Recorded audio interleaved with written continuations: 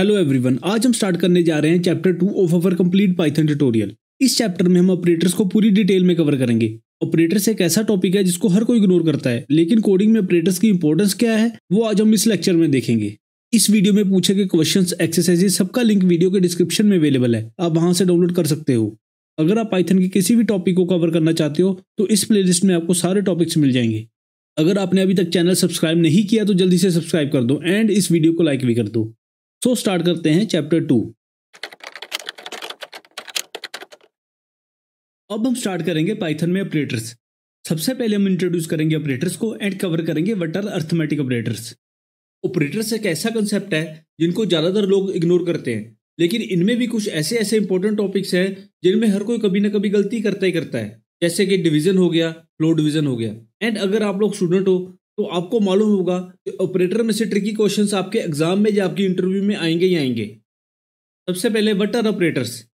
Operators symbol होते हैं जो कि यूज किए जाते हैं to perform operations on one और मोर वैल्यूज।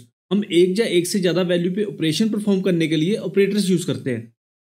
जैसे कि यहाँ पे हमने 4 एंड 5 को ऐड करने के लिए प्लस ऑपरेटर यूज कर रहे हैं। यहाँ पे प्लस एक ऑपरेटर है एंड 4 एंड 5 हमारे ऑपरेंड्स हैं। ऑपरेंड्स मीन्स जिन पे वो ऑपरेशन परफॉर्म किया जा रहा है एंड 9 हमारा रिजल्ट है। मैं आपको नोटबुक में दिखाता हूँ। यहाँ हम करेंगे प्रिंट 4 + 5। यहाँ पे 4 एंड 5 हमारे पास ऑपरेंड्स हैं जिन पे ऑपरेशन परफॉर्म किया जा रहा है एंड प्लस हमारे पास ऑपरेटर है। इसको रन करते हैं, हमारे पास आंसर आया 9। सिंपल।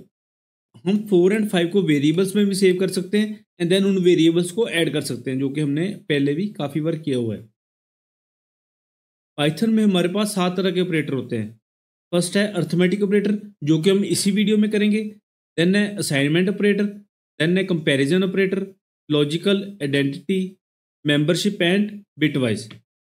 इतने सारे देखिए, इतनी चिंता मत करो, इनमें से काफ़ी ज़्यादा आसान है एंड हम इन सभी को एक एक करके करेंगे। इस वीडियो में हम स्टार्ट करते हैं arithmetic operators. Arithmetic operators are used to perform common mathematical operations on numbers. For example addition हो गया, सब्ट्रैक्शन हो गया, मल्टीप्लिकेशन हो गया एंड डिवीजन हो गया। इनमें से एडिशन, सब्ट्रैक्शन एंड मल्टीप्लिकेशन तो स्ट्रेट फॉरवर्ड है, लेकिन आगे वाले थोड़े से ट्रिकी हैं, तो हम इनको नोटबुक में समझते हैं। तो इस बार मैं वेरिएबल्स यूज करूंगा। x = 6, then y = 2। हम क्या करेंगे, प्रिंट में x × y। सिंपल। एंड इसका रिजल्ट आपने गैस कर ही लिया होगा, 12 आएगा। काफ़ी सिंपल है। अब बात आती है डिवीजन की, जो कि थोड़ा सा ट्रिकी है। अब मैं x को y से डिवाइड करूंगा तो आपको क्या लगता है आउटपुट क्या आएगा? आप सोच रहे हो कि आउटपुट सिंपल 3 आएगा, लेकिन पाइथन के केस में 3 नहीं आएगा। पाइथन के केस में आएगा 3.0। इसमें यह चीज़ बहुत ध्यान रखने वाली है कि पाइथन हमेशा डिवीजन का रिजल्ट फ्लोटिंग पॉइंट नंबर में देता है, चाहे आपकी डिवीजन की आउटपुट होल नंबर हो। जैसे कि यहाँ पे 6/2 एक होल नंबर आना चाहिए 3, लेकिन पाइथन हमेशा उसकी आउटपुट फ्लोटिंग पॉइंट नंबर ही देगा। एंड इन केस रिजल्ट हमारा होल नंबर नहीं है। फॉर एग्जांपल मैं यहाँ पे y को चेंज करके 4 करता हूँ एंड इसको रन करते हैं तो 1.5, जो कि फ्लोटिंग पॉइंट नंबर है एंड आंसर इज करेक्ट। ठीक है। डिवीजन के केस में इस चीज का ध्यान रखना, बस ये आउटपुट हमारा in any case floating point number ही आएगा। अब हमारे पास आता है मॉड्यूलस। मॉड्यूलस ऑपरेटर क्या रिटर्न करता है? ये डिवीजन का रिमाइंडर रिटर्न करता है। इसके लिए हम एम्परसेंड सिंबल यूज करते हैं। हम इसी एग्जांपल को कॉपी करते हैं और इसको हम चेंज करके एम्परसेंड करते हैं। अब आप आंसर देखो, आंसर आया 0, क्योंकि 6 हमारा कंप्लीटली डिविजिबल है बाई 2। लेकिन इन केस मैं यहाँ पे 2 को 4 करता हूँ तो हमारे पास आंसर आएगा 2, क्योंकि दिस टाइम 6 हमारा कंप्लीटली डिविजिबल नहीं है 4 से, तो हमारे पास रिमाइंडर बचा 2। अब हमारे पास आता है फ्लोट डिवीजन, जो कि काफ़ी इंपॉर्टेंट है एंड ट्रिकी भी है। इसके लिए हम डिवीजन वाले सिंबल को 2 बार यूज करते हैं। फ्लोट डिवीजन को हम नोट्स में समझते हैं। फ्लोट डिवीजन होता क्या है? फ्लोट डिवीजन के लिए हम ये वाला ऑपरेटर यूज करते हैं, ये हमने पहले भी देखा। एंड जब एक नंबर को हम दूसरे नंबर से डिवाइड करते हैं तो result is rounded down to closest integer value. तो डिवीजन का जो भी रिजल्ट आता है उसको हम राउंड डाउन करते हैं एंड उसकी सबसे पास वाली इंटीजर वैल्यू निकालते हैं। मीन्स हम उसकी फ्लोर वैल्यू रिटर्न करते हैं, इसलिए इसका नाम है फ्लोट डिवीजन। इसको समझने के लिए मैं नोटबुक में एग्जांपल लेता हूँ।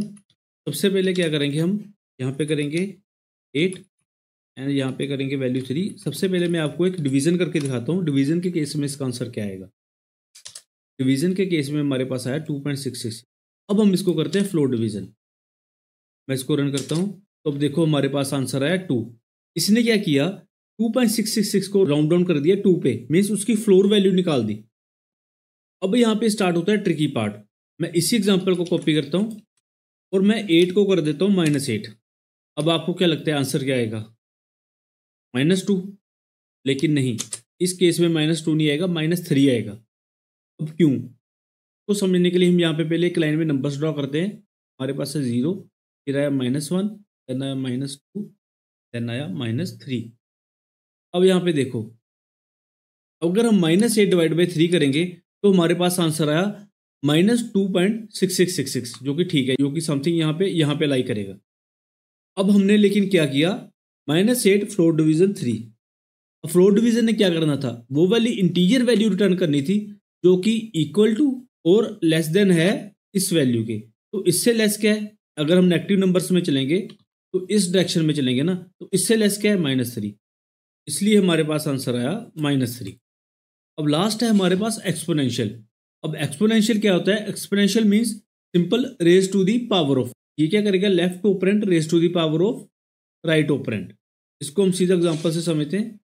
इसी को कॉपी करता हूं, हम x लेते हैं 5 एंड y लेते हैं 2 एंड मैं करता हूं x raise to the power x exponential y। Exponential के लिए हम ये वाला सिंबल यूज करते हैं, डबल मल्टीप्लाई। सॉरी, y है 2। इसको रन करते हैं, हमारे पास आंसर आया 25। मैं आपको दिखाता हूँ, इसका मीनिंग है 5 × 5। अगर मैं यहाँ पे पाई को चेंज करके 3 कर दूँ एंड अब इसको रन करूँ तो हमारे पास आंसर आया 125। अब इसका क्या मीनिंग हुआ, 5 × 5 × 5 मीन्स सिंपल x की पावर y, दैट इज 3, जो कि हम मैथ्स में लिखते हैं जैसे 5 टू द पावर 3 और 5 to the power, that is it. Operators के लिए हमारे पास इतना ही। अब सबसे पहले हम जल्दी से नोट्स में देखते हैं आज की वीडियो में हमने क्या किया। हमने करा ऑपरेटर, जो कि एक सिंबल होता है एंड ऑपरेंड्स पे ऑपरेशन परफॉर्म करता है। देन हमने देखा type of operators and then हमारे पास आ गया अर्थमेटिक ऑपरेटर्स, जिसमें हमारे पास है addition, subtraction, then multiplication. Then हमने किया डिवीजन, जो कि हमेशा फ्लोट वैल्यू रिटर्न करता है। देन हमने किया मॉड्यूलस, जो कि रिटर्न करता है remainder of the number. And then हमने किया फ्लोर डिवीजन, जो कि रिटर्न करती है फ्लोर वैल्यू, मीन्स वैल्यू को राउंड डाउन करके उसकी नियरेस्ट इंटीजर वैल्यू रिटर्न करती है। देन हमने किया exponential, which means raise to the power of. I hope आपको फ्लोर डिवीजन एंड दूसरे ऑपरेटर्स अच्छे से समझ आए होंगे।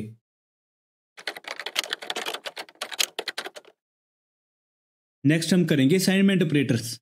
असाइनमेंट ऑपरेटर्स, जैसे कि इनका नाम है, ये सिर्फ वैल्यू साइन करने के काम नहीं आते, ये ऑपरेशंस भी परफॉर्म कर सकते हैं। वैसे तो असाइनमेंट ऑपरेटर्स काफ़ी सिंपल होते हैं, लेकिन फिर भी डेवलपर्स इनमें कुछ सिली मिस्टेक्स करते हैं एंड इनमें कुछ मिसअंडरस्टैंडिंग्स भी हैं जो कि दूसरी प्रोग्रामिंग लैंग्वेज से आई हैं। इन सभी को मैं साइड बाय साइड क्लियर करूंगा। सबसे पहले what are assignment operators. Assignment operator वो ऑपरेटर होते हैं जो कि यूज किए जाते हैं to assign value to the variable, जिनसे हम वेरिएबल्स को वैल्यू असाइन करते हैं। फॉर एग्जांपल x = 5, यहाँ पे इक्वल टू हमारा असाइनमेंट ऑपरेटर है एंड ये क्या कर रहा है, जो भी राइट हैंड साइड में वैल्यू है, यहाँ पे 5 है, उसको लेफ्ट हैंड साइड वाले वेरिएबल को असाइन कर रहा है। मैं आपको असाइनमेंट ऑपरेटर्स के बारे में कुछ फैक्ट्स नोटबुक में बताता हूँ। सबसे पहले हम सिंपल एग्जांपल लेते हैं, x = 5 एंड हम प्रिंट करते हैं x को। यहाँ पे लेफ्ट हैंड साइड में हमारा वेरिएबल है, इक्वल टू हमारा असाइनमेंट ऑपरेटर है एंड 5 हमारी वैल्यू है। हम इसको प्रिंट करेंगे तो ये सिंपली प्रिंट कर देगा 5 को।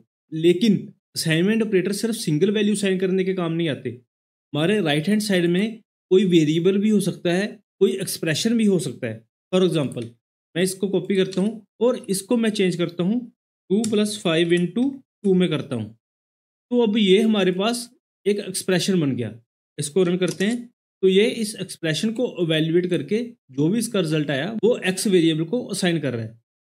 ये तो था हमारा फर्स्ट पॉइंट। अब सेकंड पॉइंट क्या है, असाइनमेंट ऑपरेटर से हम मल्टीपल वेरिएबल्स को भी एक ही टाइम पे वैल्यू असाइन कर सकते हैं।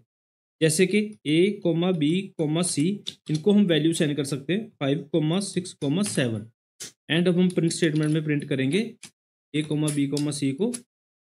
तो देखते हैं क्या होता है। प्रिंट हो गया 5, 6, 7 एंड इन केस हम इन तीनों वेरिएबल्स को सेम ही वैल्यू साइन करना चाहते हैं तो हम वो भी कर सकते हैं। वो कैसे करेंगे, मैं इसी को कॉपी करता हूँ, इक्वल टू साइन कर देंगे A = B = C = 5। अब ये क्या करेगा, इन तीनों को वैल्यू 5 असाइन कर देगा। ये दोनों अप्रोच वैसे हमने ऑलरेडी अपनी पिछली वीडियोस में डिस्कस कर रखी हैं। अब आप लोग बोलोगे कि स्टार्टिंग में आपने बोला था कि असाइनमेंट ऑपरेटर ऑपरेशन परफॉर्म करने के लिए भी यूज होता है, लेकिन यहाँ पर तो हमने कोई ऑपरेशन परफॉर्म किया नहीं। तो उसके लिए मैं आपको एक एग्जांपल दिखाता हूँ। सबसे पहले हम वेरिएबल लेंगे A = 5 एंड देन हम क्या करेंगे A = A+3 एंड देन हम प्रिंट कर देंगे A। ये सिंपली क्या कर रहा है, A में 3 को ऐड कर रहा है। लेकिन हम इस कोड को असाइनमेंट ऑपरेटर की हेल्प से एक शॉर्ट नोटेशन में भी लिख सकते हैं। इसी कोड को कॉपी करता हूँ, हम उसमें क्या करेंगे A+=3, बस इतना ही लिखेंगे। अब इसका रिजल्ट भी सेम है जो इसका था। मीन्स हमने जो लिखा A+C=3, this is equal to A = A+3। इन दोनों का मीनिंग सेम है। मैं आपको नोटबुक में दिखाता हूँ। यह है हमारे पास शॉर्ट हैंड असाइनमेंट ऑपरेटर। ये प्रोवाइड करते हैं हमें shorthand notation to perform a task. Means हमने अपने टास्क को शॉर्ट हैंड नोटेशन से परफॉर्म कर सकते हैं। इनको हम ऑगमेंटेड असाइनमेंट ऑपरेटर्स भी बोलते हैं। इस चीज़ का ध्यान रखना, इनको शॉर्ट हैंड ऑपरेटर्स भी बोला जाता है एंड ऑगमेंटेड असाइनमेंट ऑपरेटर्स भी बोला जाता है। अब यहाँ पर इस टेबल में देखो, ये था हमारा simple assignment operator and then हमने किया एडिशन एंड असाइनमेंट ऑपरेटर, जिसकी एग्जांपल हमने अभी देखी। एंड उसके अलावा हमारे पास होता है subtraction and assignment, and then होता है multiplication and assignment, then division, modulus, floor and exponential. Means जो भी हमने अर्थमेटिक ऑपरेटर्स किए थे उन सभी की शॉर्ट फॉर्म नोटेशंस है ये सारी। एंड आगे चल के हमारे पास आता है बिटवाइज एंड, बिटवाइज और, बिटवाइज एक्सोर, एंड ये सारी बिटवाइज फैमिली है हमारे पास। इनको हम अभी कवर नहीं करेंगे क्योंकि हमने बेस बिटवाइज ऑपरेटर्स नहीं कवर किए। जब हम बिटवाइज एंड, बिटवाइज और, बिटवाइज एक्सोर ऑपरेटर्स को एक सेपरेट वीडियो में कवर करेंगे तब आपको ये सारे भी क्लियर हो जाएंगे। अब मैं आपको इनके बारे में एक इंपॉर्टेंट पॉइंट बताता हूँ। एडिशन एंड असाइनमेंट ऑपरेटर हमने ऑलरेडी कवर किया है। इसके लिए हम एक और एग्जांपल ले लेते हैं। A = -8 एंड हम करते हैं A = 3 एंड हम प्रिंट करते हैं A को। अब इसका आंसर -3 क्यों आया आप लोगों को मालूम ही होगा, लेकिन फिर भी अगर आपको नहीं मालूम तो आप हमारा complete Python tutorial for beginner वाली प्लेलिस्ट में इससे पिछले वाली video Python operators and arithmetic operators को देख सकते हो। उसमें हमने इस कंसेप्ट को अच्छे से कवर किया हुआ है। अब इसमें ध्यान रखने वाली कुछ बातें, काफ़ी प्रोग्रामिंग लैंग्वेजेस में हम इनको ऐसे भी लिखते हैं x++ x-। x++ का मीनिंग होता है x = x+1 एंड x-, का मीनिंग होता है x = x-1। लेकिन पाइथन में हम ऐसी नोटेशंस नहीं यूज़ कर सकते। ठीक है, मैं यहाँ पे लिख रहा हूँ नॉट वैलिड, ये पाइथन में वैलिड नहीं है। कुछ डेवलपर्स गलती से ये वाली नोटेशंस पाइथन में यूज़ करते हैं लेकिन ये पाइथन में नहीं चलती। एंड एक दूसरी बात, मैं इसी कोड को कॉपी करता हूँ यहाँ पे। आप देखो, अगर हम इसमें एक एक्स्ट्रा स्पेस ऐड कर दें यहाँ पे तो ये नहीं चलेगा। इस चीज़ का ध्यान रखना, हमारे base operator and equal to sign में कोई भी एक्स्ट्रा स्पेस नहीं होनी चाहिए, अब ये चलेगा। इन दोनों पॉइंट्स का आप ध्यान रखना। इस वीडियो में हमने किया Python assignment operators and then हमने किया shorthand assignment operators and bitwise family को हमने इस वीडियो में नहीं कवर किया। लेकिन अगर आप फिर भी इनको कवर करना चाहते हो तो आप logicalpython.com पे पाइथन ऑपरेटर्स के अंदर हमारे पास है पाइथन असाइनमेंट ऑपरेटर्स। तो इसमें हमने इनकी एग्जांपल्स को कवर किया हुआ है, जैसे बिटवाइज एंड असाइनमेंट, बिटवाइज और, बिटवाइज एक्सोर। अगर आप इनको करना चाहते हो तो आप यहाँ से देख सकते हो। अब जाने से पहले क्वेश्चन, मैं यहाँ पे लिखता हूँ x = 5 एंड देन मैं लिखता हूँ A = B = x, देन हम करते हैं इसका मोड =3। तो अब मैं प्रिंट करता हूँ A, B, x। अब आपको इस कोड को रन करके मुझे बताना है कमेंट सेक्शन में कि इसका आंसर क्या आएगा। हमारा नेक्स्ट टॉपिक है कंपैरिजन ऑपरेटर्स। कंपैरिजन हमारी लाइफ का एक पार्ट है। हम अपनी लाइफ में कोई भी डिसीजन लेते हैं वो कंपैरिजन करके ही लेते हैं। फॉर एग्जांपल, जब रिजल्ट डिक्लेयर होता है तो हम चेक करते हैं, अगर marks is greater than 40 then pass else fail. या हम बोल सकते हैं, अगर हम ड्राइविंग लाइसेंस अप्लाई करने जा रहे हैं तो वो चेक करेंगे, if age is greater than 18 then आप एलिजिबल हो अप्लाई करने के लिए, अदरवाइज नहीं। और अगर इसकी कोई और एग्जांपल देखनी हो तो हम चेक कर सकते हैं, जैसे इफ़ नंबर इज़ इवन और ओड। तो ये सारी एग्जांपल्स हैं कंपैरिजंस की। So comparison operator is used to compare the values. ये दो वैल्यूज को कंपेयर करने के काम आता है। ये हमेशा बूलियन आउटपुट देता है जो कि आइदर ट्रू होगी और फॉल्स होगी। इसकी आउटपुट कभी भी कोई वैल्यू नहीं हो सकती। अगर तो हमारी कंडीशन सेटिस्फाई हो रही है तो हमें आउटपुट में ट्रू आएगा, अदरवाइज हमें आउटपुट में फॉल्स आएगा। कंपैरिजन ऑपरेटर्स को हम रिलेशनल ऑपरेटर्स भी बोलते हैं। इस चीज़ को याद रखना, अगर कहीं पे लिखा हुआ है रिलेशनल ऑपरेटर्स तो मीन्स कंपैरिजन ऑपरेटर ही है। हमारे पास सबसे पहला कंपैरिजन ऑपरेटर है इक्वल टू। इसके लिए हम डबल इक्वल टू का साइन यूज करते हैं। इस चीज़ को याद रखना। काफ़ी बार लोग क्या करते हैं, एक्स इक्वल टू वाई, वो सिंगल इक्वल टू का साइन यूज करते हैं, लेकिन ये गलत है क्योंकि सिंगल इक्वल टू असाइनमेंट के लिए यूज होता है। हमने भी लास्ट वीडियो में करे थे असाइनमेंट ऑपरेटर्स, तो उसमें वैल्यू साइन करने के लिए single equal to sign use होता है। एंड जब हमने कंपैरिजन करना है तो डबल इक्वल टू साइन ही यूज होगा।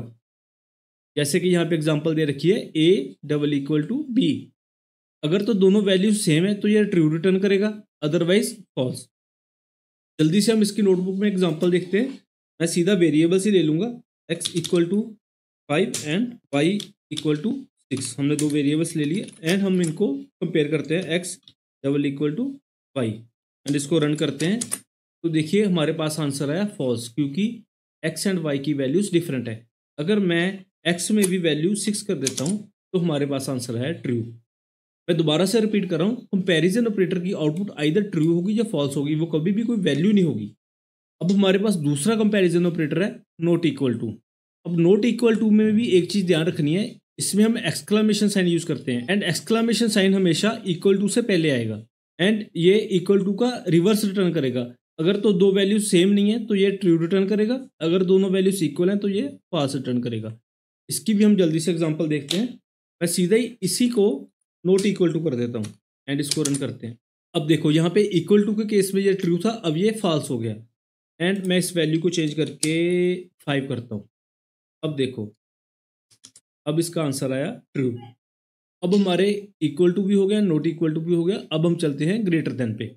ये क्या करता है, ये अगर लेफ्ट हैंड साइड वाली वैल्यू ग्रेटर देन है राइट हैंड साइड से तो ये ट्रू रिटर्न करेगा, अदरवाइज ये फॉल्स रिटर्न करेगा। हम इसकी एग्जांपल देखते हैं। मैं इसी कोड को कॉपी करता हूँ एंड हम करते हैं x ग्रेटर देन y। तो इस केस में ये क्या रिटर्न करेगा, इसमें करेगा फॉल्स, क्योंकि x ग्रेटर देन y नहीं है।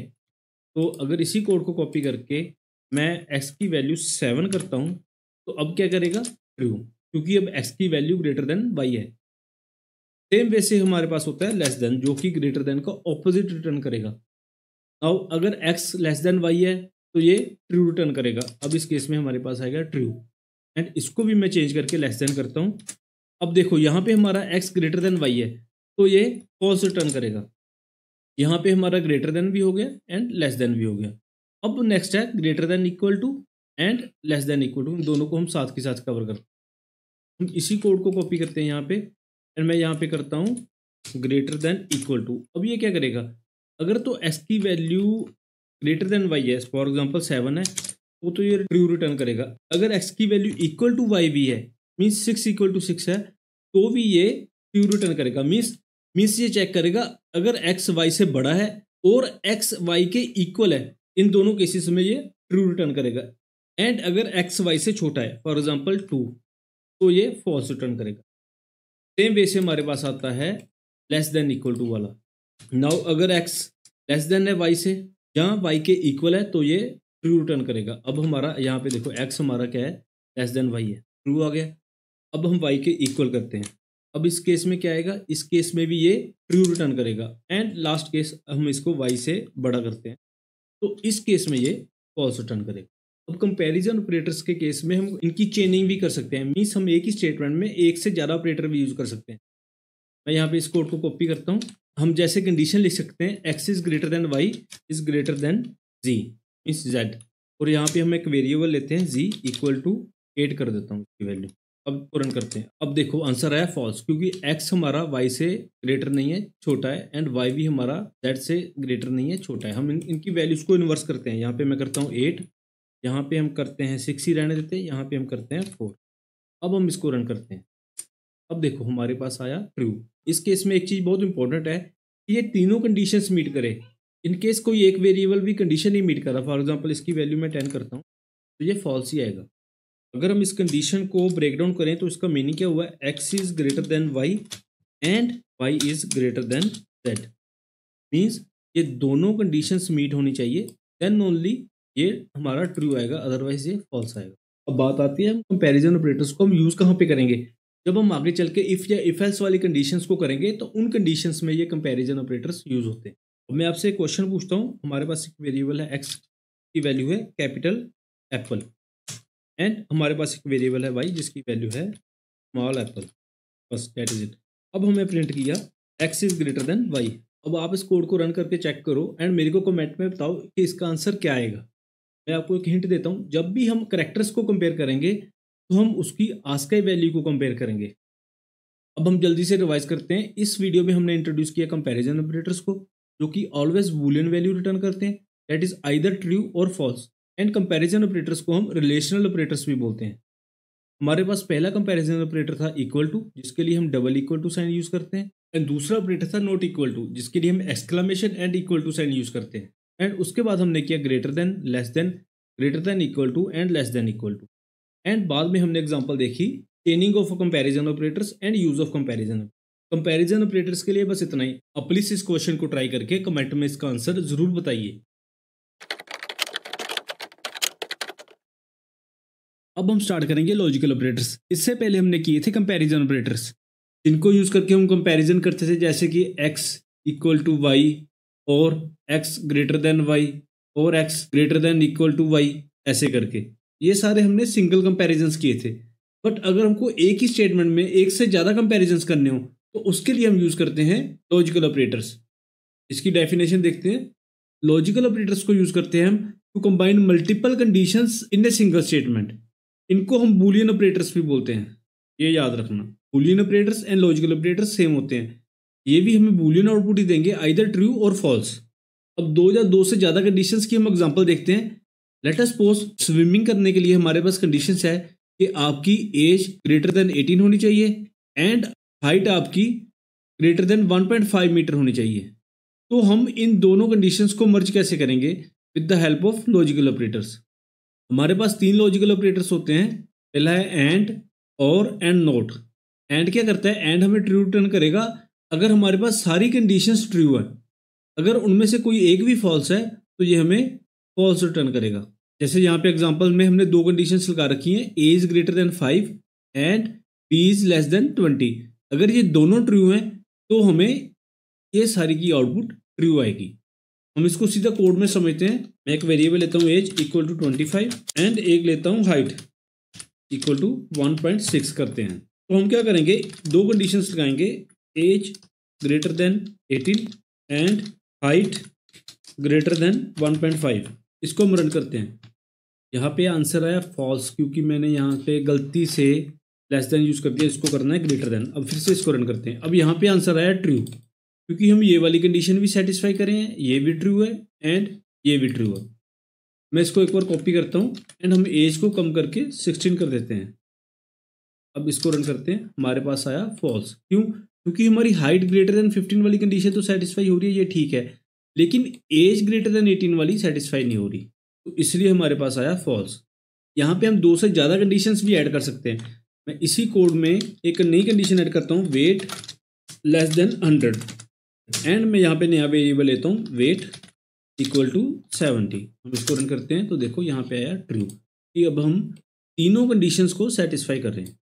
नेक्स्ट है हमारे पास और में क्या है, ये ट्रू रिटर्न करेगा if any of the condition is true. अगर इसमें से कोई भी कंडीशन ट्रू है तो ये ट्रू रिटर्न करेगा। एंड फॉल्स करेगा only if all the statements are false. अगर सारी स्टेटमेंट्स फॉल्स है तो ये फॉल्स रिटर्न करेगा, अदरवाइज ये ट्रू रिटर्न करेगा। इसको भी हम कोड में देखते हैं। इस कोड को कॉपी करता हूँ। अब यहाँ पे हम एंड को और से रिप्लेस करते हैं। मैं इसको रन करता हूँ। अब देखो हमारे पास आया ट्रू। हम ये वाली कंडीशन नहीं सेटिस्फाई कर रहे, लेकिन हम हाइट वाली कंडीशन सेटिस्फाई कर रहे हैं। अगर दोनों में से कोई भी हम कंडीशन सेटिस्फाई करें तो हमारे पास आंसर आएगा ट्रू। अगर हम दोनों कंडीशंस नहीं सेटिस्फाई करें तो हमारे पास आंसर आएगा फॉल्स। मैं उसके लिए इसी कोड को कॉपी करता हूँ और यहाँ पे मैं इसको चेंज करता हूँ 1.4। हम इसको रन करते हैं तो हमारे पास आंसर आया फॉल्स। और में भी हम यहाँ पे एक नया और लगा के 2 से ज़्यादा कंडीशंस ऐड कर सकते हैं। लास्ट है हमारे पास नोट। ये क्या करेगा, जो भी इस एक्सप्रेशन की आउटपुट है ये उसको उल्टा कर देगा। अगर ये एक्सप्रेशन हमें फॉल्स रिटर्न करेगा तो नोट हमें ट्रू रिटर्न करेगा। एंड इन केस ये एक्सप्रेशन हमें ट्रू रिटर्न करे तो नोट हमें फॉल्स रिटर्न करेगा। इसको भी जल्दी से कोड में देखते हैं। मैं इसी कोड को कॉपी करता हूँ। देखो ऊपर हमें ये क्या रिटर्न कर रहा है, फॉल्स। अब मैं इसके आगे यहाँ पे नोट लगा के इसको पैरेंथेसिस में डालता हूँ। इसको रन करते हैं तो देखो हमारे पास आंसर है ट्रू। अब हम ये ट्रू वाली एग्जांपल को कॉपी करते हैं। अब मैं इसको फिर से नोट करता हूँ और इसको पैरेंथेसिस में डालता हूँ। अब देखो हमारे पास आंसर आ गया फॉल्स। ये ट्रू को फॉल्स करता है एंड फॉल्स को ट्रू करता है। यहाँ पे हम एक कंडीशन भी दे सकते हैं, 2 भी दे सकते हैं या 2 से ज़्यादा भी दे सकते हैं। अब हमारे पास ट्रू इसलिए आया क्योंकि एज ग्रेटर देन 18 हमारे पास क्या है, फॉल्स, क्योंकि एज हमारे है 16। तो ये कंडीशन हमारी फॉल्स होगी तो नोट ने क्या कर दिया, इसको ट्रू कर दिया। अब जाने से पहले क्वेश्चन, हमारे पास एक वेरिएबल है ए जिसकी वैल्यू है 20, देन वेरिएबल है बी जिसकी वैल्यू है 2.0। अब हम क्या प्रिंट कर रहे हैं, false and a equal to b. अब आप इसको प्लीज ट्राई करो and let me know in the comment कि इसका आंसर क्या आएगा। एंड कोशिश करो आप इसका रीजन भी बताओ, अगर ट्रू है तो ट्रू क्यों है, नहीं तो फॉल्स है तो फॉल्स क्यों है। अब नोट्स में आपको एक चीज दिखाता हूँ। यहाँ पे हमने एग्जांपल दी है लॉजिकल एंड की, अब उसके बाद है लॉजिकल और, एंड देन है हमारा लॉजिकल नोट, एंड लास्ट में है प्रेसिडेंस ऑफ लॉजिकल ऑपरेटर। आप इसको देख कर थोड़ा कंफ्यूज मत हो ना, हम इसको इस वीडियो में नहीं कवर करेंगे। प्रेसिडेंस को हम डिटेल में सेपरेट आने वाली वीडियोज में कवर करेंगे। नेक्स्ट हमारे पास बहुत ही इंपॉर्टेंट टॉपिक है जिनको हम बोलते हैं आइडेंटिटी ऑपरेटर्स। आइडेंटिटी ऑपरेटर्स को स्टार्ट करने से पहले कुछ इंपॉर्टेंट कंसेप्ट्स को डिस्कस करते हैं। सबसे पहले है आईडी फंक्शन। आईडी फंक्शन क्या करता है, किसी भी ऑब्जेक्ट की यूनिक आइडेंटिटी रिटर्न करता है। इसको मैं आपको कोड की हेल्प से समझाता हूँ। जैसे हम कोई भी वेरिएबल लेते हैं a इक्वल टू 5, तो पाइथन इसको एक यूनिक आइडेंटिटी साइन करता है। अब क्योंकि पाइथन एक पूरी ऑब्जेक्ट ओरिएंटेड प्रोग्रामिंग लैंग्वेज है तो इसमें एवरीथिंग इज ए ऑब्जेक्ट। अब ये वाला कंसेप्ट आपको तब क्लियर होगा जब हम आगे चल के ऑब्जेक्ट ओरिएंटेड प्रोग्रामिंग को डिटेल में करेंगे। लेकिन फॉर द टाइमिंग आप सिर्फ इतना समझ लो कि पाइथन में एवरीथिंग ए ऑब्जेक्ट। हम जो वेरिएबल भी डिक्लेयर करते हैं तो ये भी एक ऑब्जेक्ट है। सो हम जब कोई भी वेरिएबल या ऑब्जेक्ट डिक्लेयर करते हैं तो पाइथन उसको एक यूनिक आइडेंटिटी साइन करता है। तो आईडी फंक्शन क्या करता है, उस ऑब्जेक्ट की आईडी रिटर्न करेगा। मैं यहाँ पे आईडी फंक्शन में ए पास करूंगा तो ये इसकी आइडेंटिटी रिटर्न करेगा जो कि यूनिक होगी, जो किसी दूसरे ऑब्जेक्ट से मिलती नहीं होगी। अब ये तो था हमारा फर्स्ट कंसेप्ट। अब दूसरा कंसेप्ट हमारा ये है कि पाइथन ऑब्जेक्ट्स को रीयूज करता है टू सेव द मेमोरी। उसके लिए मैं आपको एग्जांपल दिखाता हूँ। हम फिर से वेरिएबल लेते हैं इक्वल टू 5, देन बी लेते हैं, उसकी वैल्यू भी साइन करते हैं 5। तो हम आगे चल के प्रिंट करते हैं आई ऑफ ए एंड देन हम प्रिंट करते हैं आई ऑफ बी। उसको रन करते हैं तो देखो पाइथन ने दोनों वेरिएबल्स की सेम आईडी रिटर्न करी। अगर मैं यहाँ पे कोई तीसरा वेरिएबल भी लेता हूँ सी और इसको साइन करता हूँ ए, तो हम अगर यहाँ पे सी की भी आईडी को प्रिंट करेंगे तो वो आईडी भी सेम ही आएगी। अब देखो ए बी एंड सी की आईडी सेम है। मीन्स पाइथन क्या करता है, इस ऑब्जेक्ट को कैशे कर देता है मेमोरी में एंड वो इस सेम ऑब्जेक्ट को रीयूज करता रहता है। इसको मैं डिटेल में यहाँ पे समझाता हूँ। हमने वेरिएबल लिया ए इक्वल टू 5, पाइथन ने क्या किया, 5 को कोई मेमोरी लोकेशन असाइन कर दी। ठीक है, अब हमने क्या किया, बी इक्वल टू 5। अब ये मेमोरी लोकेशन जो कि ए की थी, अब पाइथन बी को नई मेमोरी लोकेशन नहीं एलोकेट करेगा। पाइथन क्या करेगा, बी वाले वेरिएबल को इसी सेम मेमोरी लोकेशन से रेफर कर देगा। बाद में हमने क्या किया, सी इक्वल टू ए, तो पाइथन क्या करता है, सी को भी सेम मेमोरी लोकेशन एलोकेट करता है। तो अब ये तीनों variables a b and c same memory location को रेफर कर रहे हैं। बट यहाँ पे एक कंडीशन है कि ये मेमोरी कैशिंग हर केस में नहीं काम करती, सिर्फ किसी किसी केस में ही होता है। फॉर एग्जाम्पल अगर हम इंटीजर लेते हैं -5 to 256, तो इस केस में ये कैशिंग करता है। जब हम स्मॉल स्ट्रिंग्स लेते हैं विदाउट एनी स्पेशल कैरेक्टर, तो उस केस में ये काम करती है। लेकिन अगर हमारे इंटीजर बहुत लंबे हैं या स्ट्रिंग्स बहुत लंबे हैं, जब हम किसी कंटेनर डाटा टाइप पे काम करें जैसे कि लिस्ट होगी, डिक्शनरी होगी, तो उस केस में ये ऑब्जेक्ट्स को नहीं रीयूज करता। मैं आपको कोड में एग्जांपल से दिखाता हूँ। हम यहाँ पे वेरिएबल लेते हैं, फिर से a equal to 257 value sign करते हैं इस time, and b equal to फिर से 257 करता हूँ। एंड अब यहाँ पे मैं इसको कॉपी कर लेता हूँ, इनकी हम आईडी प्रिंट करते हैं। अब ध्यान से देखो, इन दोनों की आईडी सेम नहीं है, क्योंकि मैंने यहाँ पे बताया ये सिर्फ मेमोरी कैशिंग करता है -5 से लेके 256 तक। अब हम कंटेनर डाटा टाइप की एग्जांपल लेते हैं, a इक्वल टू, मैं यहाँ पे साइन करता हूँ इसको 1,2,3 एंड इसी वैल्यू को मैं b में कॉपी करता हूँ। अब भी देखो दोनों की आईडीज डिफरेंट है, इस केस में भी ये ऑब्जेक्ट को नहीं रीयूज करता।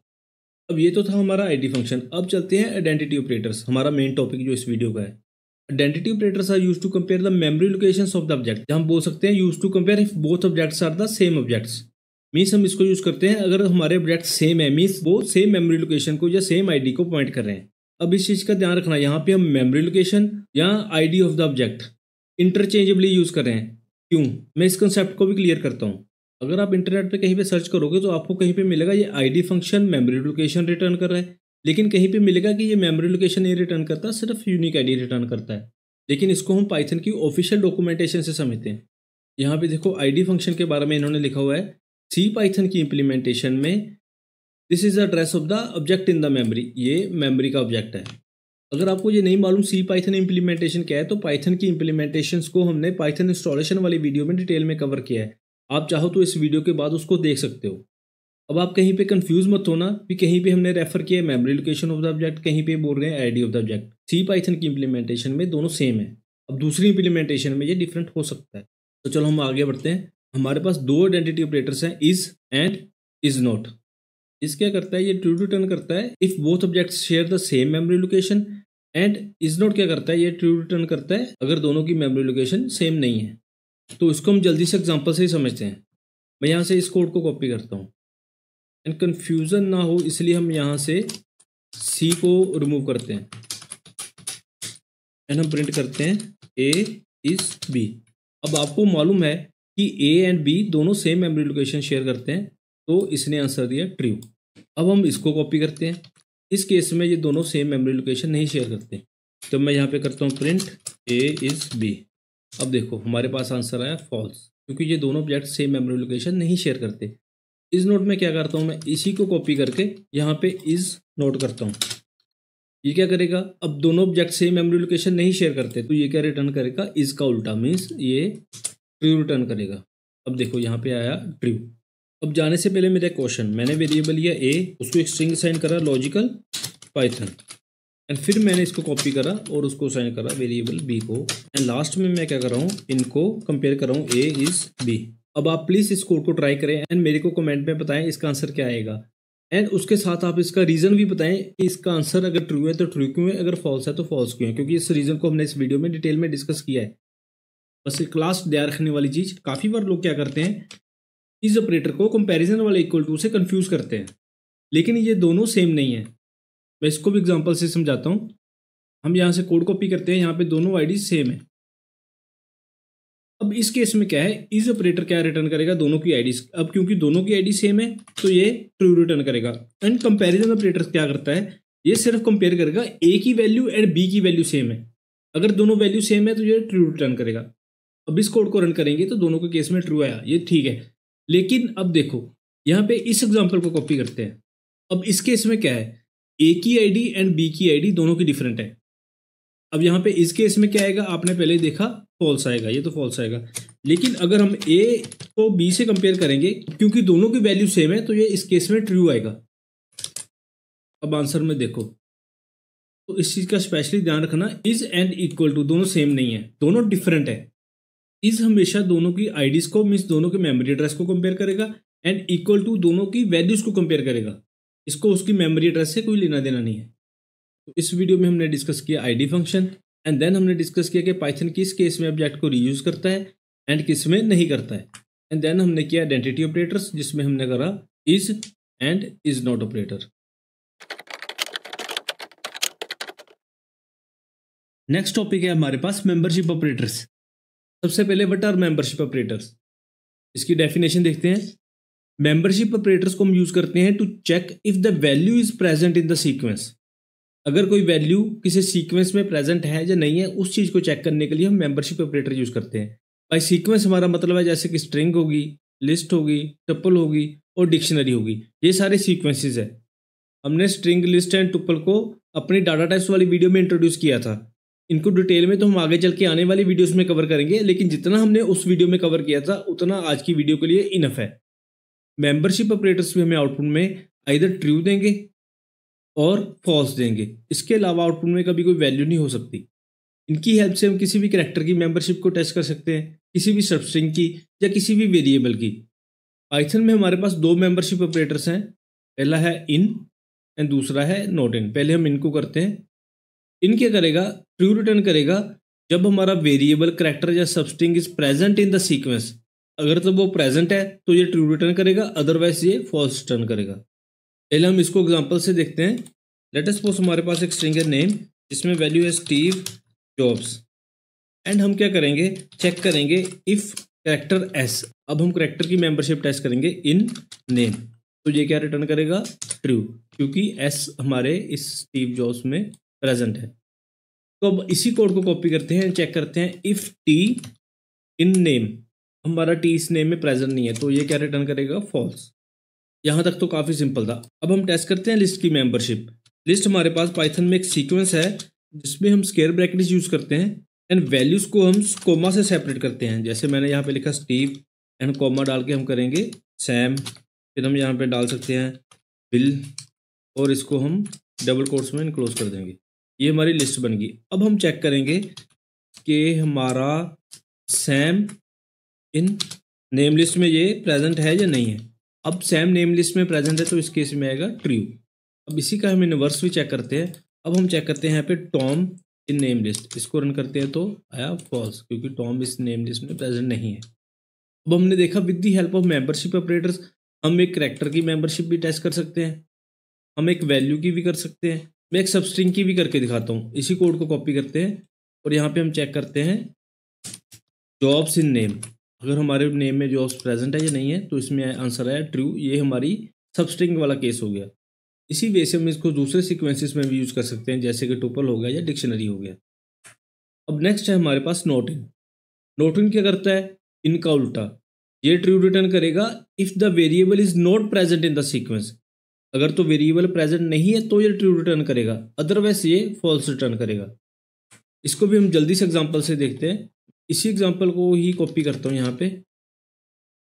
अब देखो यहाँ पे अगर मैं कर दूँ नॉट इन नेम, एस तो नेम में प्रेजेंट है, तो इस केस में क्या रिटर्न करेगा, ये फॉल्स, क्योंकि अगर हमारा कैरेक्टर इस नेम में प्रेजेंट है तो ये फॉल्स रिटर्न करेगा। अगर नहीं प्रेजेंट तो ये ट्रू रिटर्न करेगा। नहीं प्रेजेंट, इसी को कॉपी करता हूँ मैं, यहाँ पे करता हूँ टी एंड इसको रन करते हैं। अब देखो टी इसमें प्रेजेंट नहीं है तो नॉट इन ने क्या रिटर्न करा, ट्रू। इसी सेम वे से नॉट इन हमारा लिस्ट के केस में भी आउटपुट्स को इन्वर्स कर देगा। अब आपके लिए कुछ क्वेश्चन है मेरे पास। हमने वेरिएबल लिया ए, इसको वैल्यू साइन करी 1 2 3 4 5 एंड अब हम चेक कर रहे हैं 1 इन ए। तो अब आप बताओ इसका आंसर क्या आएगा, ट्रू या फॉल्स या कुछ और। अब सेम वे से हम एक डिक्शनरी लेंगे जिसमें हम यही सेम चीज़ें सेव करेंगे, जैसे कि हो गया नेम, जिसमें हम वैल्यू डालेंगे टिम। देन हमारे पास आएगा कंपनी, ई को कैपिटल कर देता हूँ मैं यहाँ पे, इसमें हम डालेंगे एप्पल। अब इसमें हमारे पास दो सिनेरियोज हैं। एक भी हम चेक करेंगे नेम इन टिक्ट एंड दूसरे में हम चेक करेंगे, दूसरे में हम चेक करते हैं एप्पल इन टिक्ट। अब आप तीनों केसेस को एक बार रन करो और देखो इनका आंसर क्या आता है एंड मेरे को कमेंट में इसका आंसर जरूर बताना। ये तीनों केस बहुत इंपॉर्टेंट है, ये आपको क्लियर करेंगे कि नंबर्स के केस में मेंबरशिप ऑपरेटर क्या करते हैं एंड डिक्शनरी के केस में ये कैसे वर्क करते हैं। That is it about the membership operators. हमने नोट्स में in operator and not in operator की एग्जांपल्स कवर करी हुई हैं। नेक्स्ट है हमारा बिटवाइज ऑपरेटर्स। सबसे पहले बिटवाइज ऑपरेटर्स होता क्या है। बिटवाइज ऑपरेटर्स हम यूज करते हैं to perform bit by bit operations. ये क्या करता है, ये पहले नंबर को कन्वर्ट करेगा in the binary form and then उस पर ऑपरेशन परफॉर्म करेगा। जैसे कि हमारे पास नंबर है 1 तो इसका बाइनरी फॉर्म क्या रहेगा, 0 0 1। अगर हमारे पास नंबर है 2 तो इसका बाइनरी फॉर्म क्या होगा, 0 1 0। इन द सेम वे 3 का क्या होगा, 011 एंड देन 4 का क्या होगा 100। मैंने ये एग्जांपल्स इसलिए दी क्योंकि अगर आपको बाइनरी नंबर्स याद नहीं है तो थोड़ा सा याद आ जाएगा। इनकी आउटपुट कभी भी ट्रू और फॉल्स नहीं होती। बिटवाइज ऑपरेटर्स क्या करेंगे, बिटवाइज कैलकुलेशंस करते हैं। हमारे पास 6 बिटवाइज ऑपरेटर्स हैं। सबसे पहले हम देखते हैं बिटवाइज एंड को। बिटवाइज एंड को करने से पहले हम एंड का ट्रुथ टेबल देखते हैं। अब एंड में क्या होगा, हमारे पास फर्स्ट बिट है ए, सेकंड है बी एंड रिजल्ट है वाई। अगर तो हमारे पास ए 0 है बी 0 है तो आउटपुट में क्या आएगा 0। अगर हमारे पास ए 0 है बी 1 है तो आउटपुट में फिर से आएगा 0।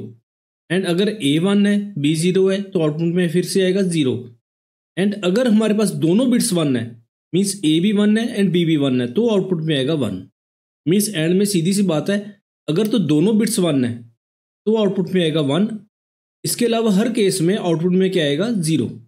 इसको हम कोड की हेल्प से समझते हैं। मैंने फर्स्ट नंबर लिया A equal to 4 and second number लिया बी इक्वल टू 5। तो हम क्या करेंगे, इसका बिटवाइज एंड निकालेंगे। ए, इसके लिए हम एंड वाला सिंबल यूज करते हैं बी। इसको रन करते हैं तो हमारे पास आंसर आया 4। अब ये 4 कैसे आया, हम इसकी कैलकुलेशन करते हैं। हमारे पास फर्स्ट नंबर था 4, अगर इसकी बाइनरी निकालेंगे तो क्या बनेगा 0100। एंड सेकंड नंबर था 5, इसकी बाइनरी निकालें तो क्या बनेगा 0101। अब हम इसका बिटवाइज ऐड करते हैं तो क्या आएगा, अब देखो यहाँ पे 10000011। अगर दोनों बिट 1 है तो इस केस में आंसर आएगा 1 and then 0 which is equivalent to 4। तो आंसर आया हमारे पास 4। तो कोड में भी हमारे पास आंसर आया 4। अगर आपको कहीं पे दिक्कत हो रही है कि हमें डेसिमल नंबर से बाइनरी नंबर कैसे निकालेंगे, तो उसके लिए पाइथन में हमारे पास फंक्शन होता है बिन। मैं आपको करके दिखाता हूँ। करेंगे प्रिंट में बिन एंड उसमें पास करेंगे 4। अब इसका डेसिमल आ गया 0b100। अब 0b यहाँ पे प्रीफिक्स है, इसको आप इग्नोर कर दो। 0b मीन्स ये एक बाइनरी नंबर है। एक्चुअल बाइनरी वैल्यू क्या है 100। ऐसे ही हम 5 का निकालते हैं तो अब हमारे पास आंसर आया 101। ऐसे करके हम किसी भी नंबर का बाइनरी नंबर निकाल सकते हैं। अब हम चलते हैं बिटवाइज और। इसके लिए पाइपलाइन यूज होता है। अब ये क्या करता है, अगर किसी भी बिट में 1 है तो ये 1 रिटर्न करेगा, अदरवाइज ये 0 रिटर्न करेगा।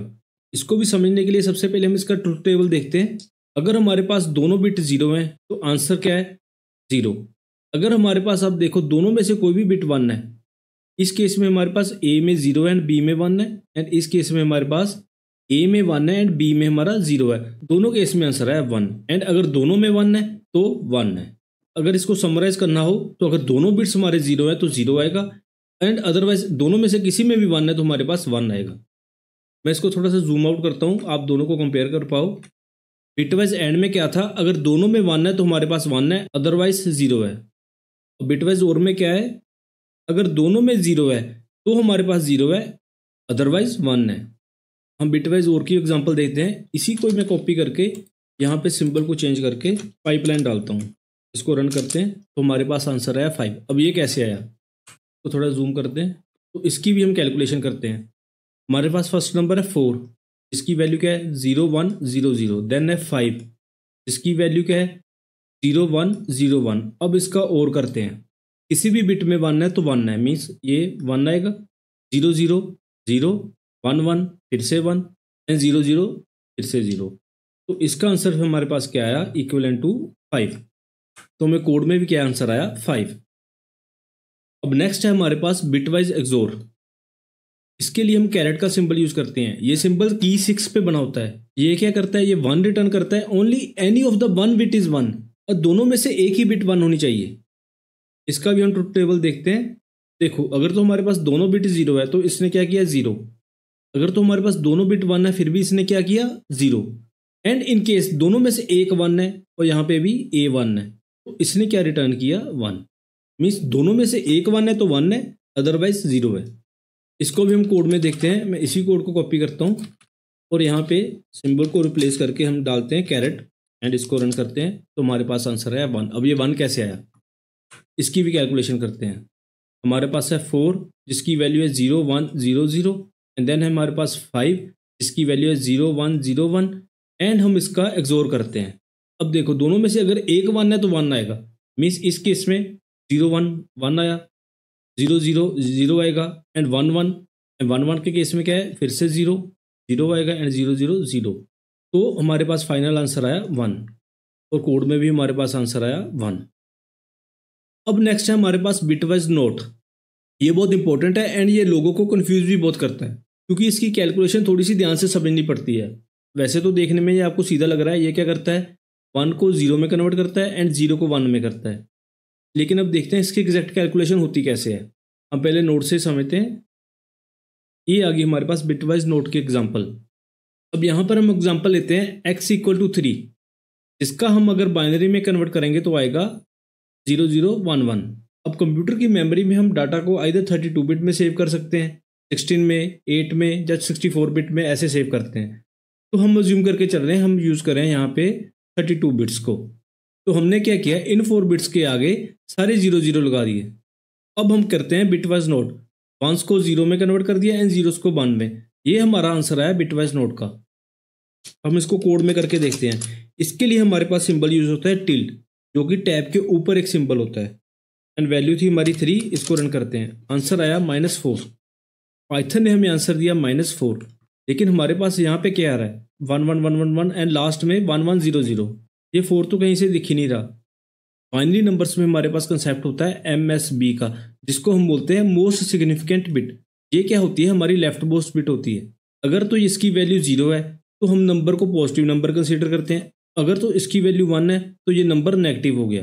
अब बिटवाइज नोट करने से हमारे पास नेगेटिव नंबर है क्योंकि इसने इसकी MSB को भी 1 में कन्वर्ट कर दिया। अब नेगेटिव नंबर्स को हम ऐसे नहीं पढ़ते जैसे कि हम पॉजिटिव नंबर को पढ़ते हैं।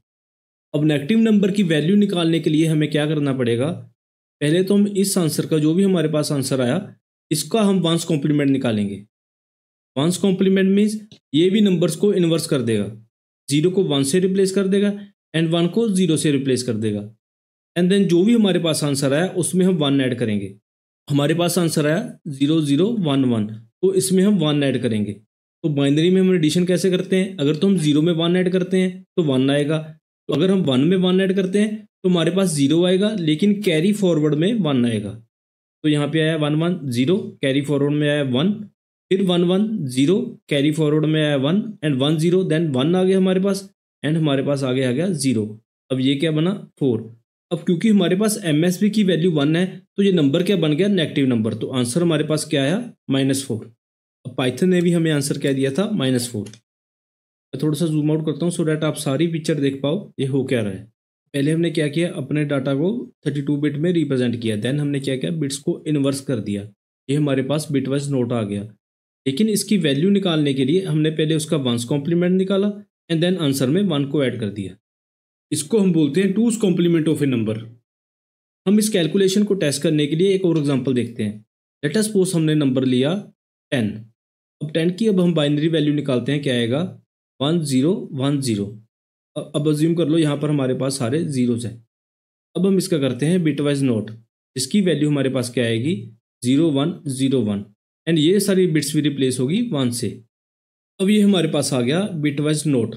लेकिन हम इसकी वैल्यू निकालने के लिए क्या करेंगे, पहले हम इसका करेंगे 1s कॉम्प्लीमेंट, जिसकी क्या वैल्यू आएगी 1010। ये 1s कॉम्प्लीमेंट हम इस आंसर का कर रहे हैं एंड देन हम इसमें 1 ऐड करेंगे। तो हमारे पास आंसर क्या आया 1011 विच इज इक्विवेलेंट टू 11। अब क्योंकि हमारे पास MSB की जो वैल्यू है वो 1 है तो ये हमारे पास बन गया नेगेटिव नंबर। अब हम इस नेगेटिव 11 को भी टेस्ट करते हैं। इसका हम बिटवाइज नोट निकालते हैं। हमारे पास है नेगेटिव 11, इसकी वैल्यू क्या थी, ये वाली, ये नहीं है ये वाली है, ठीक है। अब हम इसको लिखते हैं 0101, आगे वाले सारे बिट्स हैं 11। अब हम इसका नोट निकालते हैं। इसका नोट क्या बनेगा 1010 एंड आगे वाले सारे बिट्स क्या हैं 00 हो जाएंगे। अब ये क्या बन गया पॉजिटिव नंबर। अब पॉजिटिव नंबर को रिप्रेजेंट करने के लिए हम कोई 2s कॉम्प्लीमेंट नहीं करेंगे, इसकी वैल्यू हम एज इट इज ही निकालेंगे। अब ये क्या बना 10, ठीक है। मीन्स अगर हम इसको समराइज करें तो नोट ऑफ 10 क्या बना हमारे पास -11 एंड नोट ऑफ -11 क्या बना हमारे पास 10। एक्चुअल में मैं अगर बिटवाइज नोट की कैलकुलेशन को स्ट्रेट वे में लिखूं तो हम ऐसा भी लिख सकते हैं bitwise note equal to -(x+1)। हमने जो भी इतनी लंबी कैलकुलेशन लिखी तो उसको हम ऐसे समराइज कर सकते हैं, लेकिन आपको मालूम होना चाहिए कि बिहाइंड द सीन्स हो क्या रहा है। अब इसको हम पाइथन में भी एक बार टेस्ट करते हैं कि पाइथन में हमें क्या आउटपुट आ रही है। यहाँ पे मैं प्रिंट करता हूँ नोट ऑफ 10, आंसर क्या आना चाहिए -11। अब फिर से मैं प्रिंट करता हूँ नोट ऑफ -11, अब आंसर क्या आना चाहिए 10। ये बिटवाइज नोट वाले कंसेप्ट में थोड़ी सी कंफ्यूजन हो जाती है, इसलिए आई होप आपको ये अच्छे से समझ आ गया होगा। अगर फिर भी कोई डाउट है आप इस वीडियो को थोड़ा सा दोबारा से देखो, नहीं तो आप मेरे को कमेंट भी कर सकते हो। अब आगे हम बढ़ते हैं बिटवाइज लेफ्ट शिफ्ट। आगे वाले दोनों काफ़ी आसान है। ये क्या करता है, यहाँ पे लिखा हुआ है ये बिट्स को लेफ्ट में शिफ्ट कर देगा एंड न्यू गैप्स जो बनेंगे उनको जीरो से फिल कर देगा। इसको हम यहाँ पे एग्जांपल से समझते हैं। लेट अस सपोज हमने नंबर लिया 2, तो इसको हम अगर बाइनरी में रिप्रेजेंट करेंगे तो हमारे पास आया 0010। ठीक है, इसने क्या किया, हर बिट को एक पोजीशन लेफ्ट में शिफ्ट कर दिया एंड ऐसा करने के बाद हमारे पास यहाँ पे एक गैप बन जाएगा। इस गैप को इसने 0 से फिल कर दिया। जो ये लेफ्ट शिफ्टिंग करनी है वो एक पोजीशन से करनी है, 2 से करनी है या 4 से करनी है, वो हम स्पेसिफाई करते हैं। इसमें हम डबल लेस देन वाला सिंबल यूज़ करते हैं। चलिए मैं आपको करके दिखाता हूँ एक। हम क्या करेंगे, print 2 bitwise left shift by 1, इसको रन करते हैं तो हमारे पास आंसर आया 4। ये 4 कैसे आया, इसको हम नोट्स से ही समझ लेते हैं क्योंकि नोट्स में मैंने समझा रखा है। अब 2 की हम बाइनरी वैल्यू निकालेंगे तो हमारे पास आया 0010, लेकिन अगर हम इसको एक बिट से लेफ्ट शिफ्ट करेंगे तो ये 1 शिफ्ट हो जाएगा थर्ड पोजीशन पे, तो हमारे पास आंसर आया 4। इन दी सेम वे अगर हम 4 की बिटवाइज वैल्यू निकालेंगे तो हमारे पास आएगा 0100 एंड इसको हम लेफ्ट शिफ्ट बाई 1 करेंगे तो 1 की पोजीशन क्या हो जाएगी 4th, तो उसकी डेसिमल वैल्यू बनेगी 8। इसको ये ज़रूरी नहीं हम 1 से शिफ्ट करेंगे, इसको हम 2 से भी शिफ्ट कर सकते हैं। इसका हम यहाँ पे 2 डालेंगे तो ये आंसर देगा 8, क्योंकि अब इसने इस 1 को 2 पोजीशन से शिफ्ट कर दिया। इन दी सेम वे हमारे पास है बिटवाइज राइट शिफ्ट ऑपरेटर। वो क्या कर रहा था, बिट्स को लेफ्ट में शिफ्ट कर रहा था, ये क्या करेगा, बिट्स को राइट में शिफ्ट करेगा। हमने न्यूमेरिक इनपुट ली 2 जिसकी बाइनरी वैल्यू आई 0010। अब हम 1 को राइट हैंड साइड शिफ्ट करेंगे। अब 1 की पोजीशन क्या बन गई 1 वाली, तो इसकी न्यूमेरिक वैल्यू क्या आई 1।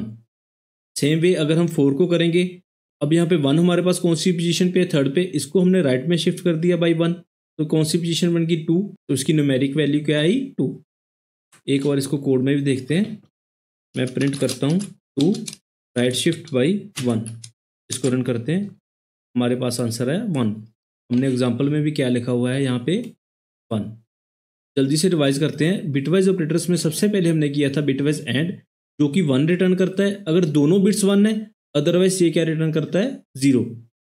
देन हमने किया था बिटवाइज और, जो कि 1 रिटर्न करता है अगर कोई भी बिट 1 है, अदरवाइज ये क्या रिटर्न करता है 0।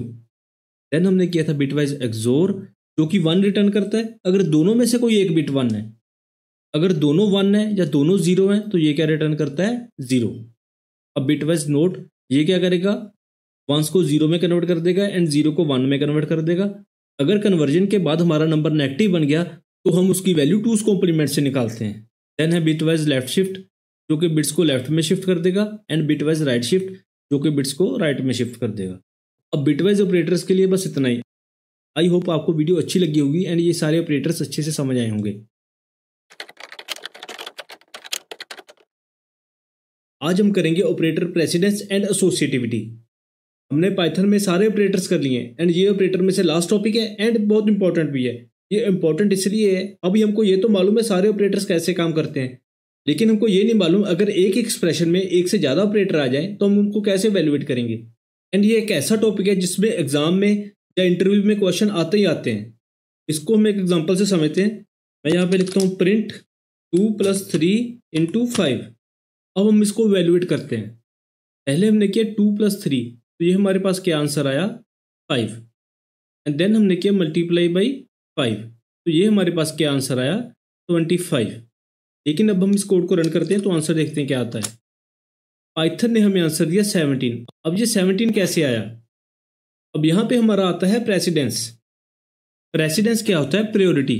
जब भी हमारे पास एक एक्सप्रेशन में मल्टीपल ऑपरेटर्स होते हैं तो हम उनको वैल्यूएट करते हैं as per priority, means as per precedence.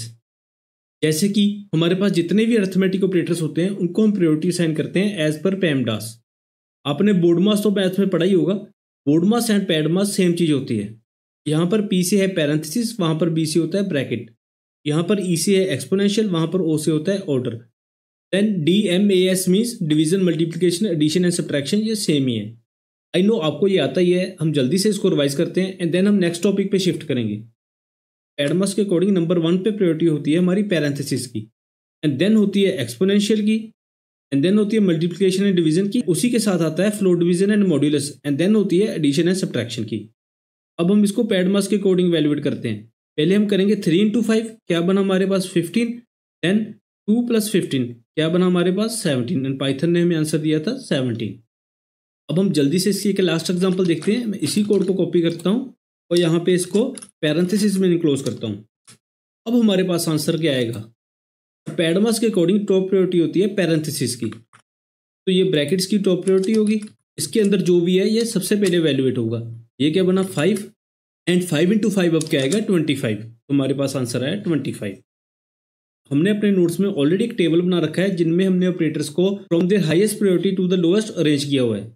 जैसे कि हम यहाँ पे देखते हैं सबसे ज़्यादा प्रायोरिटी है यहाँ पे पैरेंथेसिस की, एंड देन हमारे पास है एक्सपोनेंशियल की, एंड देन हमारे पास है एडिशन सब्ट्रैक्शन की, एंड देन है left shift and right shift की, एंड ऐसे करके ये सारे प्रायोरिटी के डिक्रीजिंग ऑर्डर में अरेंज कर रखे हैं। इसमें से काफ़ी ज़्यादा ऑपरेटर्स आपको ऐसे मिलेंगे जो आपको समझ में नहीं आएंगे, जैसे ये स्लाइसिंग वाला हो गया, वेट वाला हो गया, नीचे भी है जैसे कि ये लैम्डा हो गया। ये आपको अभी समझ में नहीं आएंगे, लेकिन हम इनको भी आने वाली वीडियोज़ में कवर करेंगे, लेकिन ज़्यादातर हमने कवर कर रखे हैं तो आप इनको देख सकते हो। हम जल्दी से एक और एग्जाम्पल लेते हैं। मैं यहाँ पे लिखता हूँ प्रिंट ट्रू, देन हम करते हैं और फॉल्स एंड फिर से फॉल्स। अब हम इसको इवैल्यूएट करते हैं। अब देखो ट्रू और फॉल्स, इसका क्या आंसर आएगा? और में अगर दोनों में से एक भी ट्रू है तो ट्रू आता है, तो इसका आंसर है हमारे पास ट्रू। एंड देन ये वाला true and false, and operator में क्या होता है? दोनों ट्रू हैं तो भी ट्रू होगा, नहीं तो फॉल्स होगा। तो फाइनल आंसर हमारे पास क्या आएगा? फॉल्स, क्योंकि यहाँ पर एक तो फॉल्स ही है। इसको रन करते हैं, लेकिन पाइथन के अकॉर्डिंग आंसर आया ट्रू। अब ये कैसे आया? फिर से हम प्रेसिडेंस वाले टेबल को देखते हैं। यहाँ पर हम देखते हैं बूलियन ऑपरेटर्स। बूलियन ऑपरेटर्स में देखो बूलियन नोट की प्रायोरिटी सबसे ज़्यादा है, देन बूलियन एंड की है, एंड देन बूलियन और की है। मीन्स बूलियन एंड पहले वैल्यूएट होगा, तो हम यहाँ पे बूलियन एंड को पहले वैल्यूएट करते हैं। तो फॉल्स एंड फॉल्स हमारे पास क्या है? फॉल्स, ठीक है। अब क्या बचा? ट्रू और फॉल्स। ट्रू और फॉल्स में हमारे पास क्या आएगा? अगर दोनों में से एक भी ट्रू है तो ट्रू आएगा, तो आंसर में भी हमारे पास क्या आया था? ट्रू। ये तो थी हमारी प्रेसिडेंस। अब हम देखते हैं एसोसिएटिविटी। अब एसोसिएटिविटी को भी समझने के लिए हम सबसे पहले एक एग्जांपल देखते हैं। मैं यहाँ पे लिखता हूँ प्रिंट, तो हम करते हैं 4 डिवाइड बाई 2 मल्टीप्लाई बाई 2, ठीक है। अब देखो हमारे पास दो ऑपरेटर्स हैं एंड दोनों की प्रेसिडेंस सेम है। यहाँ पे हमने देखा डिवीजन एंड मल्टीप्लिकेशन की प्रेसिडेंस सेम है, तो पाइथन इसको कैसे वैल्यूएट करेगा? हम इसका आंसर निकाल के देखते हैं। पहले हम करते हैं 2 इंटू 2। 2 इंटू 2 क्या बना?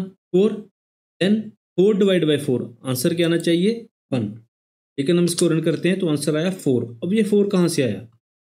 तो इसके लिए हमारे पास आती है एसोसिएटिविटी। एसोसिएटिविटी मीन्स जब हमारे पास मल्टीपल ऑपरेटर्स होते हैं एक ही एक्सप्रेशन में, तो हम उनको वैल्यूएट एज पर डायरेक्शन करते हैं। यहाँ पे देखो हमारे पास प्रेसिडेंस टेबल में हमने एक एसोसिएटिविटी का भी कॉलम रखा हुआ है, यहाँ पे हर ऑपरेटर की डायरेक्शन लिखी हुई है। जैसे कि हम देखते हैं हमारे अर्थमेटिक ऑपरेटर्स की क्या डायरेक्शन है, यहाँ पे डायरेक्शन है लेफ्ट टू राइट। अब हम इसको लेफ्ट टू राइट वैल्यूएट करते हैं। लेफ्ट टू राइट में क्या होगा? 4 डिवाइड बाई 2 क्या आया? 2, देन 2 मल्टीप्लाई बाई 2 क्या बना? 4। अब ये तो आपको मालूम ही है, हमारे पास फ्लोटिंग पॉइंट आंसर इसलिए आया क्योंकि हमारे पास यहाँ पे डिवीजन है, एंड डिवीजन हमेशा फ्लोटिंग पॉइंट आंसर रिटर्न करती है। अब हम इस वीडियो की लास्ट एग्जांपल देखते हैं। मैं यहाँ पे क्या करता हूँ 2, देन इसका एक्सपोनेंशियल 3, देन इसका एक्सपोनेंशियल 2। अब हम इसको वैल्यूएट करते हैं। 2 की पावर 3 क्या बना? 8, देन 8 की पावर 2, तो आंसर क्या आना चाहिए हमारे पास? 64। हम इसको रन करते हैं, आंसर आया हमारे पास 512। ये 512 कैसे आया? इसके लिए हम एक्सपोनेंशियल की एसोसिएटिविटी देखते हैं। अब देखो एक्सपोनेंशियल को वैल्यूएट करते हैं हम राइट टू लेफ्ट, ठीक है। इसको हम राइट टू लेफ्ट वैल्यूएट करते हैं। पहले हम करते हैं 3 की पावर 2। 3 की पावर 2 क्या आया? 9। अब 2 की पावर 9 होगा। 2 की पावर 9 क्या आया? 512। तो हमारे पास पाइथन ने आंसर दिया था 512। आई होप अब आपको क्लियर होगा कि प्रेसिडेंस एंड एसोसिएटिविटी की इंपॉर्टेंस क्या है। हम इस टेबल में से सारे तो याद नहीं रख सकते, लेकिन आई रिकमेंड आप ज़रूरी वाले कुछ याद रखो, जैसे कि अर्थमेटिक ऑपरेटर्स हो गए, एडिशन सब्ट्रैक्शन होगी, देन हमारे पास एक्सपोनेंशियल हो गया, एंड हमारे पास हो गए बूलियन ऑपरेटर्स। आप कम से कम इनकी प्रेसिडेंस एंड इनकी एसोसिएटिविटी याद रखो, क्योंकि यही ज़्यादा यूज़ होते हैं। अब जाने से पहले क्वेश्चन तो बनता ही है, ये काफ़ी आसान रहेगा। हम क्या करेंगे, 2 + 3 देन मल्टीप्लाई बाई 4 देन इसका एक्सपोनेंशियल 2। आप इसको सोल्व करो और मेरे को इसका आंसर कमेंट में ज़रूर बताओ। अब मैं रिकमेंड करूँगा आप इसको रन करने से पहले इसका ड्राई रन करो। ड्राई रन मीन्स पहले आप इसको कॉपी एंड पेन लेके सॉल्व करो एंड देन इसको रन करो। ड्राई रन एक बहुत अच्छा वे है अपने कंसेप्ट को क्लियर करने का।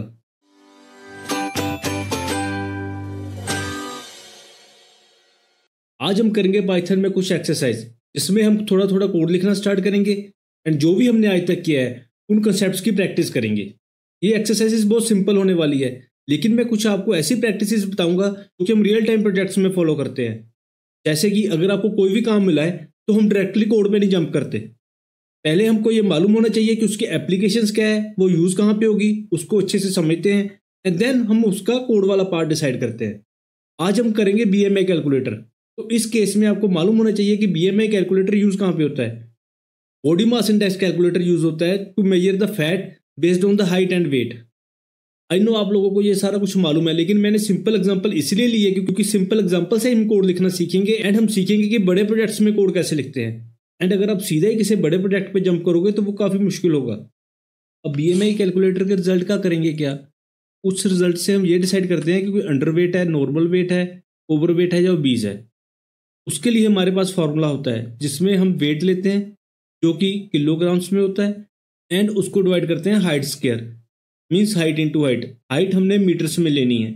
अब कोड लिखने से पहले ये बेटर होता है कि हम उसकी थोड़ी सी पिक्चर बना ले दिमाग में कि हम लिखने के वाले हैं। अगर तो हमारा कोई छोटा सा प्रोजेक्ट है या छोटा सा काम है तो हम अपने दिमाग में बना सकते हैं। अगर कोई बड़ा प्रोजेक्ट है तो हम कॉपी पेन लेके या नोट पैड लेके उसको थोड़ा सा प्लान कर सकते हैं। जैसे कि इस केस में हमारी दो रिक्वायरमेंट्स हैं, एक है वेट एंड दूसरी है हाइट। इसको हम इनपुट कराएंगे from the user using the input function. लेकिन इनपुट फंक्शन से हम जो भी इनपुट लेते हैं उसकी डाटा टाइप स्ट्रिंग होगी, तो फिर हमको उसको टाइपकास्ट करना पड़ेगा इंटीजर या फ्लोट में। Same is the case for the height. तो चलो हम अब कोड लिखना स्टार्ट करते हैं। पहले मैं वेरिएबल लेता हूँ वेट इक्वल टू, हम इनपुट करवाएंगे प्लीज एंटर वेट। मैं यहाँ पे वेट की जगह W वेरिएबल भी यूज़ कर सकता था, लेकिन इट इज़ बेटर वेरिएबल का नाम आप ऐसा लो जो बताए कि वो क्या वैल्यू होल्ड करता है। अगर मैं W लेता, कोई दूसरा बंदा पढ़ता तो वो थोड़ा सा कंफ्यूज होता, लेकिन वेट से ये काफ़ी क्लियर हो रहा है कि इस वेरिएबल में हम वेट सेव करवा रहे हैं। अब हम इसको टाइपकास्ट करते हैं। मैं इसको सीधा फ्लोट में करता हूँ। ये तो हमने इनपुट करवा लिया वेट, अब हम इनपुट करवाएंगे हाइट। इसी को कॉपी करते हैं एंड इसको चेंज करके करते हैं हाइट। तो यहाँ पर भी मैं चेंज करता हूँ हाइट। अब आपको फॉर्मूला याद होगा कि वेट हमारा किलोग्राम्स में है एंड हाइट हमारी मीटर्स में है। तो to be on the safe side हम यहाँ पे मेंशन कर देंगे इन केजी एंड यहाँ पे भी हम मेंशन करते हैं इन मीटर्स। अब हम लगाते हैं फॉर्मूला BMI इक्वल टू क्या है, weight divide by height into height. तो हम क्या करते हैं, weight divide by height multiply by height. ठीक है, ये क्या है, हाइट का स्क्वायर। तो मैं इसको फिर ऐसे नहीं लिखूंगा, मैं इसको चेंज करके करता हूँ एक्सपोनेंशियल 2। अब हम पाइथन की प्रैक्टिस करें तो हम ज़्यादा से ज़्यादा पाइथन यूज़ करेंगे। तो पाइथन में स्क्वायर के लिए क्या यूज़ करते हैं, एक्सपोनेंशियल। लास्ट वीडियो में हमने ऑपरेटर की प्रेसिडेंस की थी, तो आपको याद होगा कि एक्सपोनेंशियल की प्रेसिडेंस इस डिवीजन से ज़्यादा है, क्योंकि ये एक्सपोनेंशियल को पहले सॉल्व कर देगा एंड बाद में उसको वेट से डिवाइड करेगा। लेकिन इट इज़ ऑलवेज बेटर कि हम अपनी कैलकुलेशन को एक्सप्लिसिटली डिफाइन करें कि वो कर क्या रही है। मीन्स हम मैनुअली क्लियर करें सो डैट पढ़ने वाले को क्लियर हो कि हमारी कैलकुलेशन कर क्या रही है। तो हम फॉर द सेफ साइड यहाँ पे ब्रैकेट्स डाल देंगे। अब इससे ये काफ़ी क्लियर हो रहा है कि हम वेट को डिवाइड कर रहे हैं हाइट की स्क्वायर से। अब क्योंकि पाइथन करें तो पाइथन में आपको मालूम ही है रीडेबिलिटी ऑलवेज काउंट्स। अब ये मच मोर रीडेबल है। तो हम रिजल्ट प्रिंट करेंगे यूर BMI इक्वल टू, और यहाँ पर हम लिखते हैं BMI। हम इसको रन करके देखते हैं। अब वेट मैंने एंटर किया 70 kg। अब हाइट मैंने एंटर करी इन मीटर्स 1.7। अब उसने बताया यूर BMI इज 24.22। 24.22 वाला बंदा नॉर्मल वेट में आ रहा है। अब हम चलते हैं अपनी दूसरी एक्सरसाइज के ऊपर। लेट अस सपोज आपने अपने फ्रेंड्स के साथ कोई रेस्टोरेंट विजिट किया एंड आपके पास बिल आया एंड आपने बिल के साथ टिप देनी है। तो हम एप्लीकेशन बनाएंगे जो कैलकुलेट करेगा टिप को ऐड करके इंडिविजुअल पर्सन का बिल कितना बना। तो इसमें यहाँ पे हम यूजर से 3 इनपुट लेंगे, please enter your bill then how many persons you are, then tip percentage you want to give, आप कितनी टिप देना चाहते हो। तो इनको यूजर से इनपुट करवा के हम बाद में आउटपुट देंगे। आपका टिप के साथ टोटल बिल कितना बना एंड आपका इंडिविजुअल शेयर क्या है। तो इसको लिखना स्टार्ट करते हैं।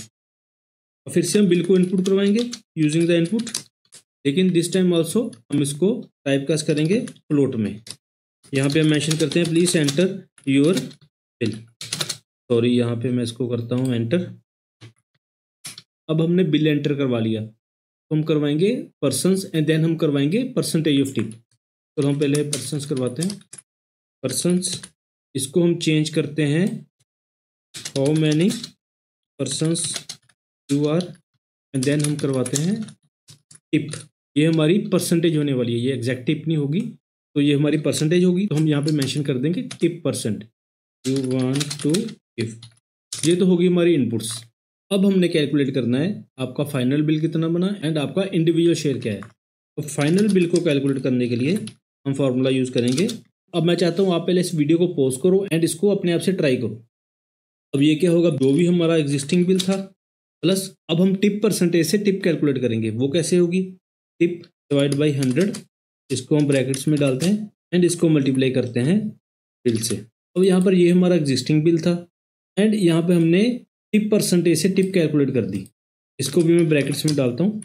ऐसे अगर मैं इसको नहीं भी यूज़ करूँ तो भी ये सही आंसर देगा। एंड देन हम कैलकुलेट करते हैं शेयर, जो क्या होगा final bill divide by persons.